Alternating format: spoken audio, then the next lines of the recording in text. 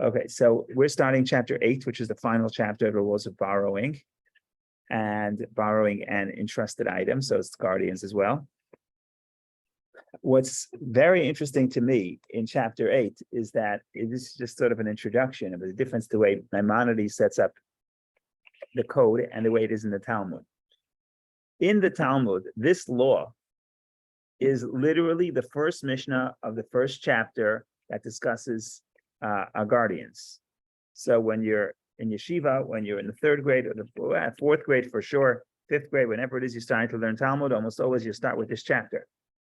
And it's so interesting because it's a very unusual case. In other words, before you even know that there's 4 guardians, it tells you what happens in one specific case if the guardian does such and such. To show you how unusual this case is, Maimonides puts it in chapter 8 after all the laws. Even last week we discussed the laws of how does the guardian conclude and end his responsibility as a guardian. And now we have chapter 8 beyond that. Oh, what happens in these very unusual cases? But the Mishnah puts the unusual case first. Also because the Mishnah was a very concise book and it wasn't a code. It wasn't organized to tell you everything you need to know. The assumption was you know most of the laws. So it's going to start with the unusual cases. But now studying Mishnah and Talmud becomes much harder because the assumption is that you know a lot more, that you have all that background information. Maimonides himself does not assume anything.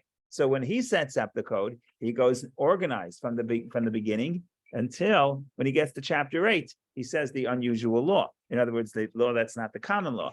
And like I said, it's fascinating that chapter 8 in Maimonides is chapter 1 of the Mishnah. So I thought that's just interesting, just to put out there. I thought that was very interesting. Okay, let's go back to when we want to talk about the law. We'll talk about Maimonides. If we have time, I'll read it in the Mishnah. And if we have time, we'll talk about some of the subtleties that the Talmud quotes from the Mishnah. What's the big idea here? The big idea is as follows. The law, as we know, is, we mentioned it before, that let's say I'm an unpaid guardian. And if I'm unpaid guardian because I don't get any benefit, I just have responsibility. Therefore, my liability is not that high. As long as I'm not negligent, I'm not responsible. So the law with an unpaid guardian is if the item is stolen, he doesn't have to pay. However, he doesn't have to pay, but however, he does have to take an oath and say that I didn't use it for myself and I was not negligent. Okay, now, it so happened to be that back in the day, in the times of the Talmud, in the culture of the Talmud, people would not want to take an oath, even if it was a true oath, because an oath represented you have to go into the court, you have to hold the Torah, you have to say God's name. Even people were saying the truth. People were uncomfortable taking an oath, even for the truth. So, chapter 8 of the laws of borrowing puts out a scenario like this. The unpaid guardian who claims that the object was stolen, he then says, so the law is you just take an oath and you don't have to pay. He says, you know what? I'd rather pay and not take an oath. Okay, so you're allowed to do that. Later on, the Talmud, I think we may have touched upon it earlier elsewhere in our studies, that you also have to take another oath. But let's put that aside for a second. So, right, that makes sense. I don't want to take an oath. Because I was a guardian, that's why I have to take an oath. I have to take an oath if I want to be absolved of the payments. But I have a $100 object that I was supposed to be responsible for. I'd rather pay the owner the $100 than take an oath that $100. Because what's my oath? That I did everything possible, that I wasn't negligent? I'm uncomfortable taking that oath. So I'm willing to pay. Okay. Now, here comes the interesting angle. The angle, what happens now happens to be, as the thief was caught. What's the law if the thief is caught? The law is, the Torah says explicitly that if somebody steals and he's caught, you have to pay double. The language of the Mishnah, Talmud, it's called kefil, double. Question becomes now, who gets the double payments? Right?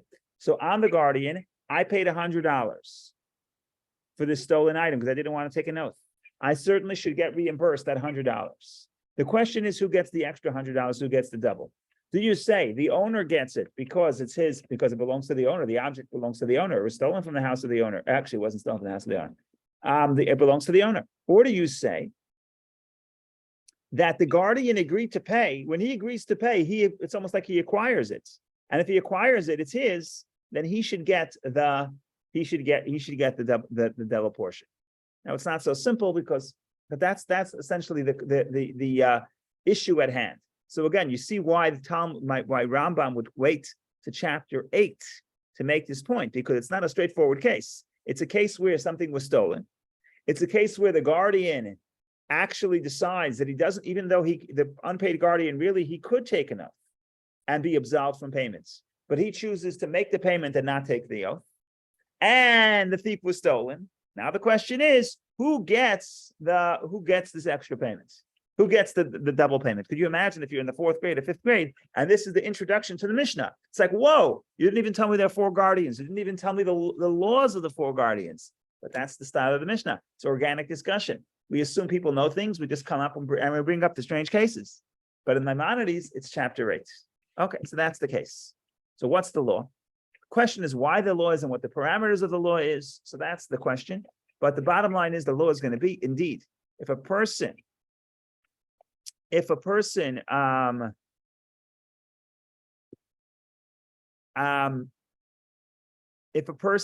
guardian says he's going to, if the guardian pays instead of taking an oath, and then the thief is caught, and then there's double, the guardian gets the double payments. Why? Because if you paid the money, now it's like, now if the thief was going to be caught, it's going to go back to you. In the Mishnah, Maimonides is going to include many laws together, sort of even a greater novelty. We'll get to that in a second. By the way, I just want to point out that I said that the thief pays double, but in some cases it's actually much more than double, because the Torah explicitly states, again, it's not rabbinic, it's in the Torah, that if the thief steals an animal, and then we always know that the cover-up is worse than the crime.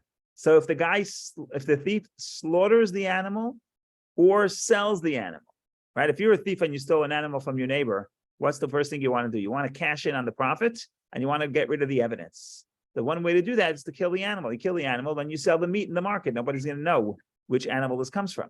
So you have an incentive. If you're a thief, you have an incentive to hide the evidence, which is by slaughtering the animal, or by selling it. If you sell it, then you get the evidence off your hands. So the Torah says if you sell, if you slaughter or sell, then and the thief is caught, and the thief has to pay 4 or 5 times. Right? It depends if it's a sheep, if it's an ox, but it's called abrava chamisha, 4 or 5 times. So in other words, sometimes there's a high profit. I could pay $100 for this sheep, and if the thief is caught, I can get $400 or $500. And yet that's the law. The law is if the guardian pays instead of taking an oath, remember, he doesn't have to pay. He can take an oath. But if he decides to pay, then if there's kefil, if there's a double payment, or if there's quadruple, or there must be a word for 5 times, which I forget, then the guardian is going to receive it. So that's point number 1. Does that make sense? Do you agree, disagree? Any comments you could share? Otherwise, we go to point number 2, which is once they taking this novelty one step further.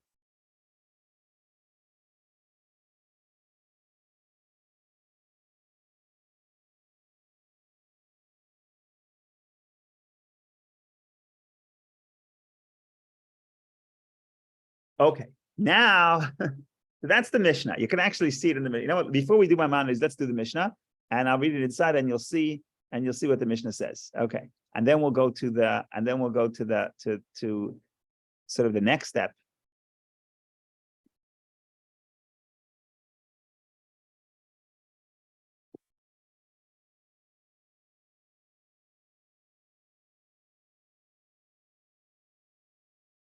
Well, I did have a question about why is it the first in the Mishnah?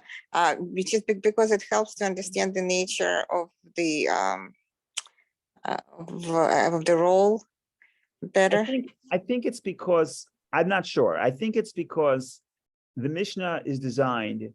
If you have to write a book of the law, That's as concise as possible. We know the history of the Mishnah, that first they didn't record, the first oral Torah was not written down, was only recorded because they thought that the Torah is going to be forgotten from the Jewish people who were being dispersed around the world, and the Romans were outlawing the study of Torah, so they realized that the Torah will be forgotten, so they, quote unquote, violated the law. They went against the law, and they wrote down the Torah. So you want to write something very concise. You want to write something as concise as possible. You don't want to write something that is obvious, that is very well known. So what do you start from? In a way, you start from the unusual cases, and then you could trace your way back, right? Could you imagine, to get to chapter 8, Maimonides had to spend seven chapters. But in the language of the Mishnah, you'll be able to deduce it. You'll be able to work backward. Obviously, if you say that the guardian, if he paid and he didn't want to, if he took an oath and didn't want to pay, we understand that if he wanted to, he could just take an oath, right? So the point is, what is the goal of the work? And then you figure out why it was written this way. So for Maimonides, the goal of the work is to be a code, to be organized, that make it accessible. So you start from the basic laws, and you go to more complex laws. But if you're writing a code to preserve the information that has to be preserved, then the emphasis becomes on, in some cases, the unusual cases. Because first of all, those are the ones that are not so clear. And second of all, because then you could work your way backward. That's what I think. There may be other answers. Yeah, makes sense. And also maybe as educational as it is, it's maybe to attract attention. Right. Okay. Yeah. Okay. It does serve it is some barrier, because if you start, like, you need so many introductions to that Mishnah, right? Imagine you're starting Talmud in the 4th grade, we learned this Mishnah, Hamafkid, right here. It's like, whoa, I'm sure I don't remember, but I'm sure the teacher had to give 3 pages of introductions before we could even read the Mishnah, right? But that's the style of the Mishnah. So here you have it. Okay. So we'll do a very basic Mishnah. The Mishnah is not complicated. The novelty, the Mishnah, I mean, once you know it's not complicated, then there's going to be even a greater novelty that Maimonides puts right into the first law, but so it's important to touch upon. It's getting 10:20, so we'll be done in 5 minutes. I know you have to go soon. Okay. In the case of one who deposits an animal or vessels with another, right? So so an unpaid guardian who was acting as an unpaid bailee, and they were stolen or they were lost, and the bailee paid the owner of the value of the deposit and did not wish to take an oath. In other words, even though he could take an oath, he decided not to. I'm going to skip these words. As the sages said, an unpaid bailee takes an oath, and he is thereby released from the liability to pay the owner. So in other words, the law is that an unpaid bailee, an unpaid guardian, could take an oath and doesn't have to pay. But this guy decided to pay. So what happens then? So first of all, he's allowed to pay. Could pay and don't take an oath. If he pays and doesn't take an oath, if the thief is later found, the thief pays the double payments. If the deposited item was a sheep or an ox, and the thief has slaughtered, and the thief slaughterer sold it, he pays the fourfold or fivefold payments. Right, so that's clear. The ganef is found. The thief is found. He pays double. If it's a sheep or if it's a sheep or an ox, he pays 4 or 5 times. Okay. Question is, who does he pay to? To whom does the thief pay? He gives the payment to the one who had the deposit in his possession when it was stolen, i.e., the bailee. When the bailee paid the owner of the stolen item, the owner granted. Okay, we're going to skip that because that's already Talmud. In other words, if I paid instead of taking an oath, now if there will be profit, if there'll be double payment or 4-fold or 5-fold payment, the bailee receives it. If we're going to skip the next paragraph, in the case of the bailee who took an oath and did not wish to pay, right? I'm an unpaid bailee. The item was stolen. You come back from your vacation. You say, "Where's the item?" I say, "It was stolen." The law is, I could take an oath and I'm absolved, and I decide to take an oath and I'm absolved. Then, if the guy is caught, if the thief is then found and required to pay the double payments, or if he slaughtered or sold the animal and is required to pay the 4-fold or 5-fold payments, to whom does the thief pay? He gives the payment to the owner of the deposit, the original owner. Okay, fine. That's the Mishnah. Relatively straightforward after the introduction. Now comes the beautiful idea. The Talmud says something that's a little bit radical. I would never think of it on my own, but the Talmud does say it, becomes the law. And okay, exactly the parameters is another story. Says the Talmud. What did we just say? If the guardian pays and the thief is caught, he gets the double payments. Says the Talmud. He doesn't even have to pay. The moment the Bailey says, the guardian says, I'm willing to pay, he says, I'm going to pay and not take an oath. As soon as he says that, as soon as he says that, then if subsequently the thief is caught, even if he didn't pay yet, he will get the double payment. Why? Because he was willing to pay. The willingness to pay itself gets him the ability to get that double payment. In other words, it's almost like we're giving him the benefit for being, I don't want to say honest, but for going beyond the letter of the law and paying for it. So if you're willing to pay, if you said you're going to pay, then the Talmud discusses, where do you say? Did you say it in court or out of court?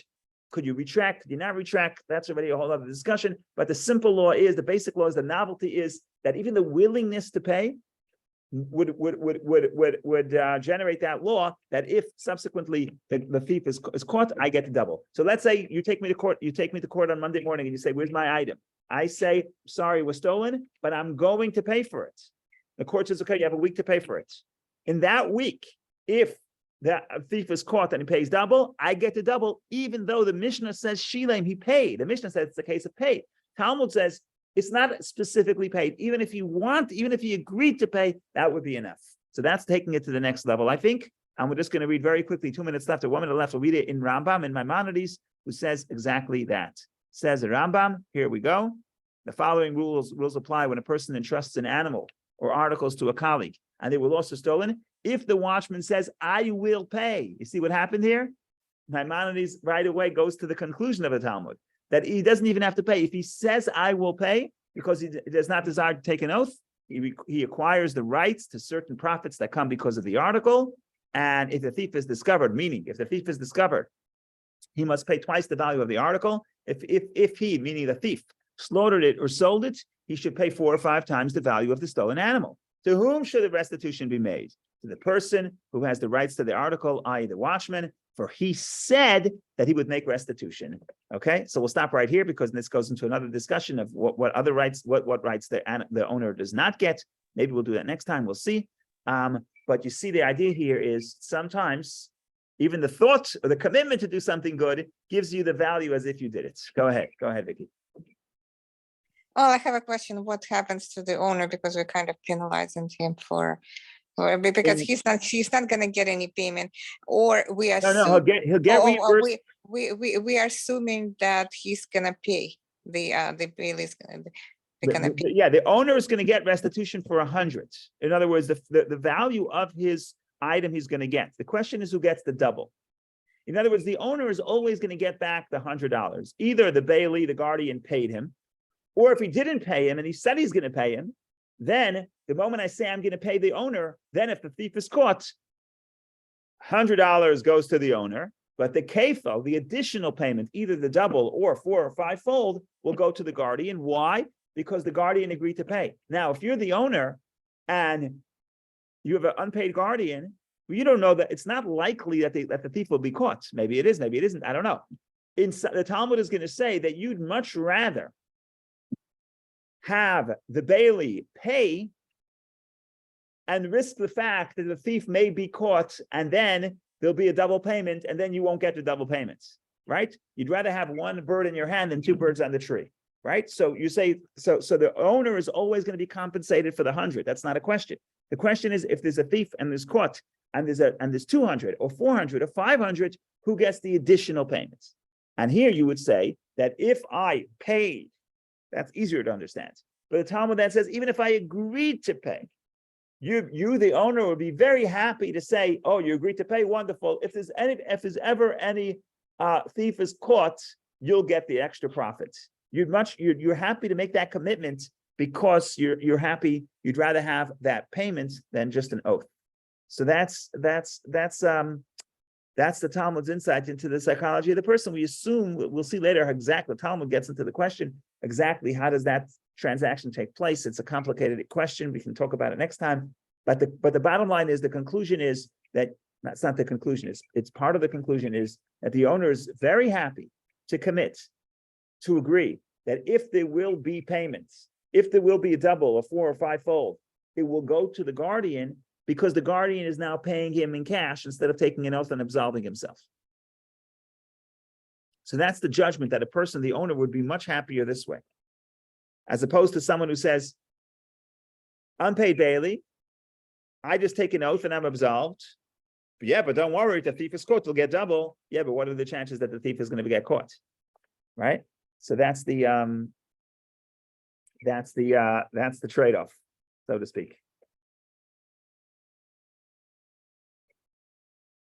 Thank you. Maybe we'll talk about Elaborate next week. technicalities We can next elaborate time. next week, and we can go into we can elaborate next week. Absolutely. And then the following week, I think we're going to do. I'm just putting out some advertising. We're going to do 3 weeks of Kabbalah. It's going to be a repeat of things we did in the past. So maybe we'll attract new students. We'll see what happens. Thank you so Bye. much. Thank you, Vicky. Have a wonderful day. Be well. Take care.